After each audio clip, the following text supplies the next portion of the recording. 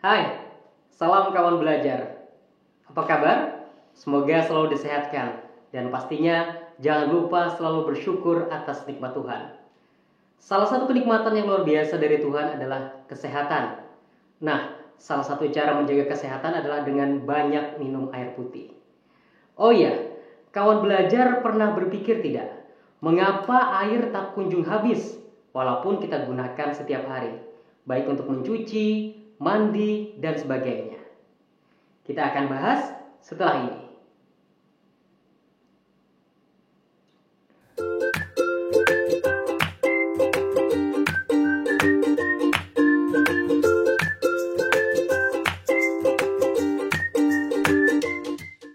Kawan belajar, air selalu ada di bumi karena air mengalami siklus atau daur.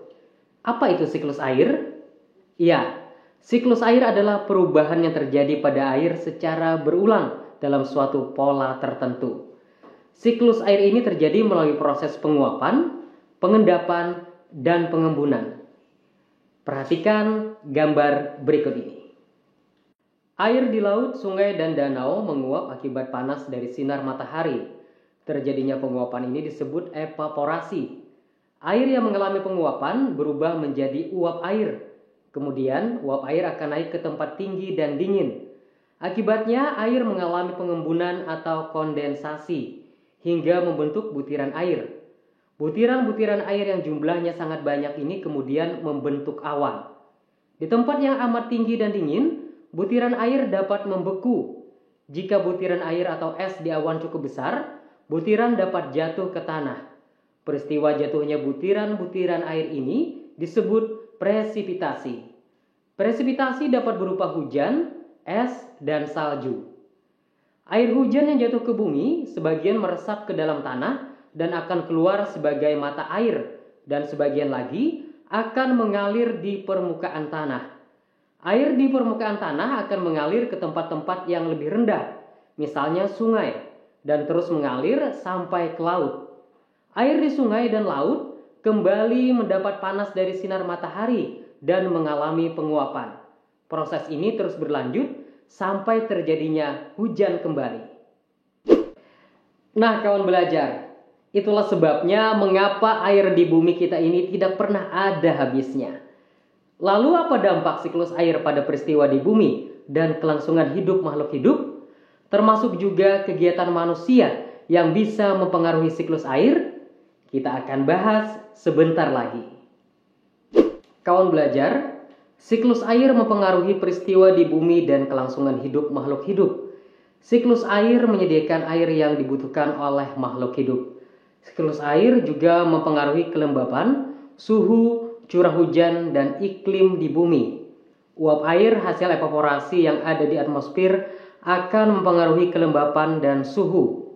Uap air akan mengurangi suhu di bumi sehingga tidak terlalu panas. Air yang turun sebagai hujan menghasilkan air tawar yang dibutuhkan makhluk hidup untuk dapat bertahan hidup.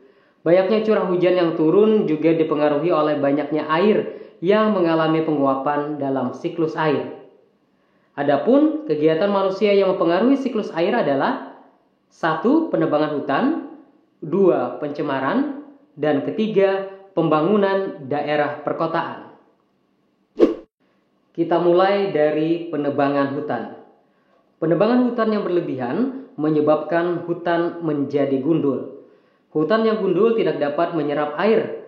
Ketika turun hujan, air akan langsung mengalir ke sungai dan akhirnya ke laut karena tidak ada penahannya. Aliran itu deras sehingga dapat mengikis tanah lapisan atas dan humus. Akibatnya, tanah menjadi tandus. Selain itu, hutan gundul dapat menyebabkan banjir. Berikutnya adalah pencemaran. Pencemaran yang sangat mempengaruhi daur air adalah pencemaran yang terjadi di laut, karena laut adalah bagian terbesar dari bumi. Misalnya, pencemaran minyak di laut menyebabkan laut tertutup oleh minyak. Minyak akan menghambat proses penguapan.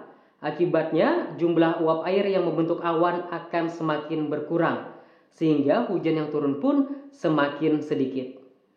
Penggunaan pestisida dan pupuk kimia yang berlebihan juga menyebabkan pencemaran air. Sisa pestisida dan pupuk kimia akan terbawa air ke sungai dan menyebabkan polusi perairan. Juga pembuangan gas-gas beracun. Gas-gas beracun dapat berasal dari gas buangan, bahan bakar kendaraan bermotor, dan mesin pabrik. Gas-gas tersebut akan bercampur dengan uap air di atmosfer, menghasilkan air hujan yang bersifat asam. Hujan asam dapat merusak bangunan, tumbuhan, dan melukai hewan serta manusia. Selanjutnya adalah pembangunan daerah perkotaan. Daerah perkotaan menjadi semakin sempit karena banyak dibangun rumah, gedung, dan jalan beraspal. Akibatnya, semakin sempit pula lahan hijau yang berfungsi untuk menyerap air hujan, sehingga dapat mengganggu siklus air. Nah, kawan belajar, itu tadi beberapa hal yang mempengaruhi siklus air. Jadi, kebiasaan dalam menghemat air adalah merupakan sikap yang bijaksana ya, kawan belajar. Nah, kawan belajar, demikian tadi sedikit uraian materi tentang siklus air. Kawan belajar sudah tahu apa itu evaporasi, presipitasi, dan kondensasi, termasuk dampaknya bagi peristiwa di bumi.